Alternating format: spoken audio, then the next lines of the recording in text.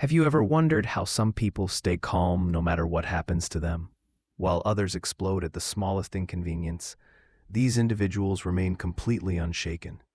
Today, you're going to discover the ancient secrets that can help you become one of these people. Picture this. Someone cuts you off in traffic. Your boss criticizes your work unfairly, or a friend betrays your trust. Instead of feeling that familiar surge of anger, you remain completely calm and in control. This isn't just a fantasy. It's entirely possible using principles from Stoicism. Stoicism is a philosophy that taught Roman emperors and Greek philosophers how to handle any situation with grace. The best part, these techniques are just as powerful today as they were 2,000 years ago. By the end of this video, you'll have practical tools to never let anyone ruin your peace of mind again.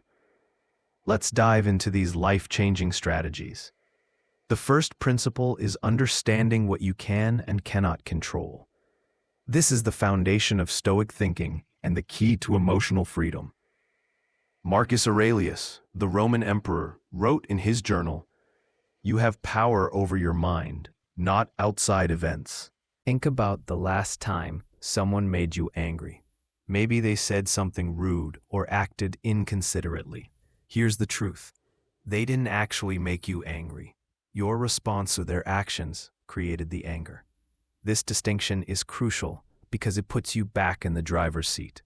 You cannot control what others say or do, but you have complete control over your response. When someone insults you, you can choose to feel hurt or simply observe their behavior without attachment. Let me give you a practical example. Imagine you're at work and a colleague takes credit for your idea during a meeting. The typical response would be anger, frustration, and maybe plotting revenge. But a Stoic approach would be different. First, you'd recognize that your colleague's behavior is outside your control. Second, you'd focus on what you can control, your response and future actions. You might calmly address the situation later, or simply make note of this person's character. Let me give you a practical example. The key is not letting their actions disturb your inner peace. This leads us to the second powerful principle, the discipline of perception. How you interpret events determines how you feel about them. The same situation can be seen as a disaster or an opportunity, depending on your perspective. Epictetus, who was born a slave but became one of history's greatest philosophers, taught this lesson. He said, "It's not what happens to you, but how you react to it that matters." Let's say you get stuck in traffic and you're running late for an important meeting. You could choose to see this as a catastrophe that ruins your day. Or you could view it as an opportunity to practice patience and use the time productively. Maybe you listen to an audiobook, plan your presentation, or simply enjoy some quiet time. The traffic situation is exactly the same, but your experience is completely different. This shift in perception is like having a superpower. When someone criticizes you, instead of getting defensive, you can ask, "Is there truth in this feedback?" If yes, you've gained valuable information for improvement. If no, you can dismiss it as their opinion without letting it affect you. The third principle is emotional distancing. This doesn't mean becoming cold or uncaring. It means creating space between yourself and your immediate emotional reactions. When something happens that would normally anger you, pause and observe your feelings.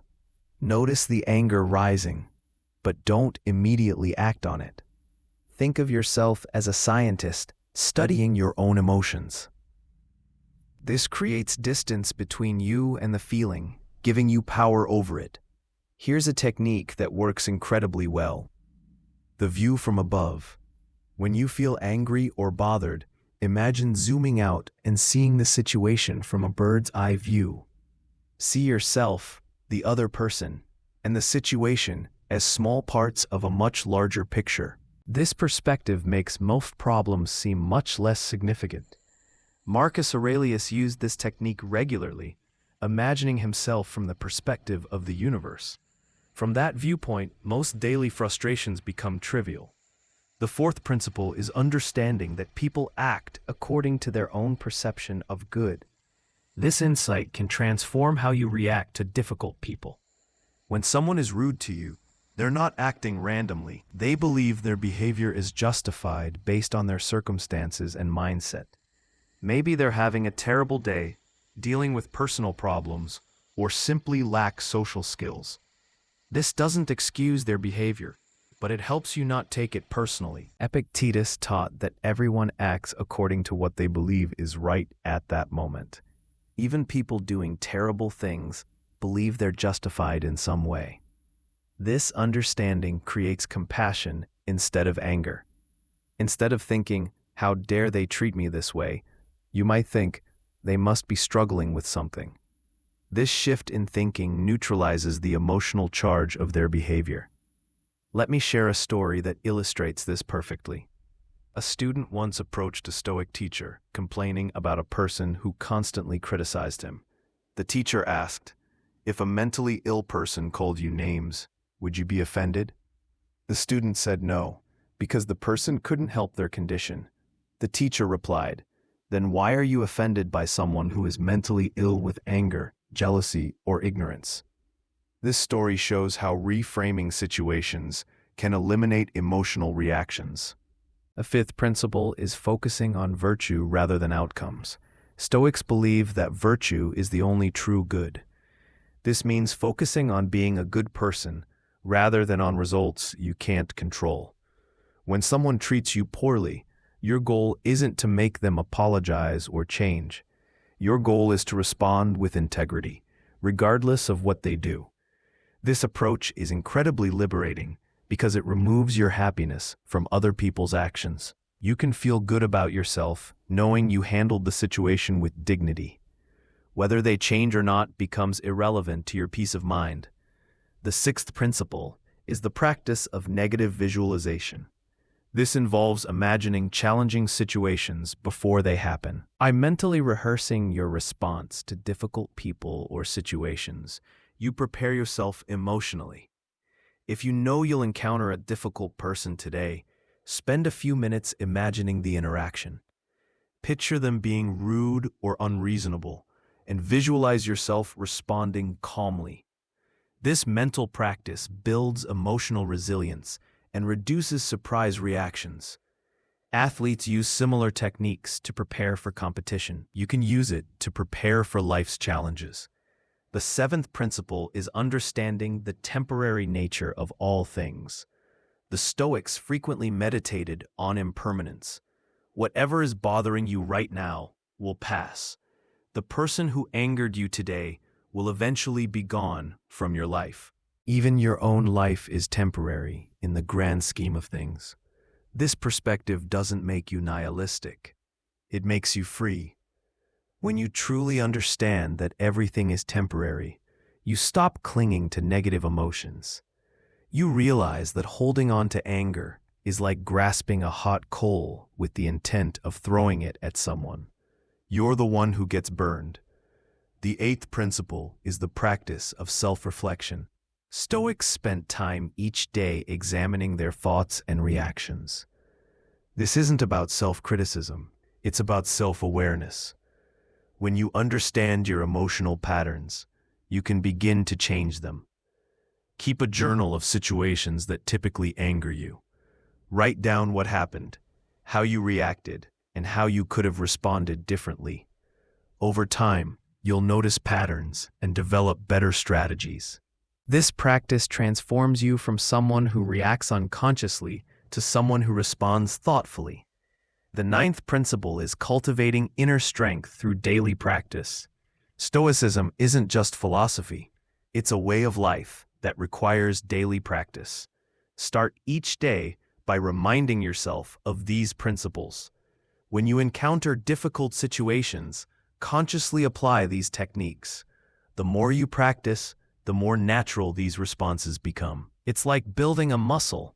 The more you exercise it, the stronger it gets. Your emotional resilience will grow with consistent practice. The 10th and final principle is recognizing that your character is your most valuable possession. External things can be taken away, but your character belongs to you alone. When someone tries to provoke you, they're giving you an opportunity to strengthen your character. Each time you respond with patience instead of anger, you become a stronger person. This reframe turns every difficult interaction into a training opportunity. Instead of avoiding challenging people, you can see them as teachers who help you grow. Now, let's talk about practical implementation. Start small and build gradually. Don't expect to master these principles overnight. Choose one technique and practice it consistently for a week. Maybe start with the pause technique, simply counting to 10 before reacting. Once that becomes natural, add another technique. The key is consistency rather than perfection. Even Stoic masters had bad days and made mistakes. The goal isn't to become emotionless. It's to become emotionally intelligent. Remember that this journey is about progress, not perfection. Every time you choose patience over anger, you're winning. Every time you respond thoughtfully instead of reacting emotionally, you're growing.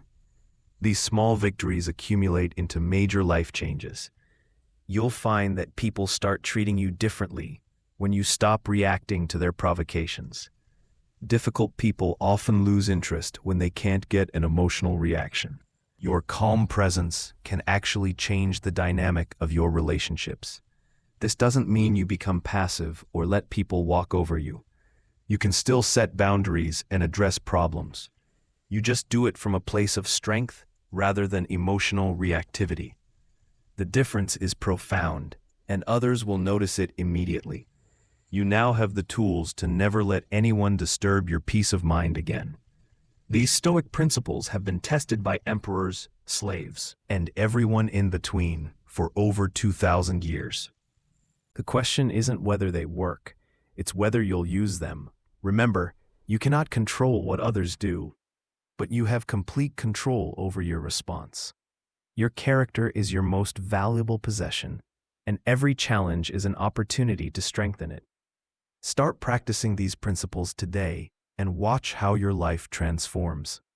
If this video helped you, please give it a thumbs up and share it with someone who needs to hear this message. What's one situation where you'll apply these Stoic principles? Let me know in the comments below. Subscribe for more practical wisdom that can change your life.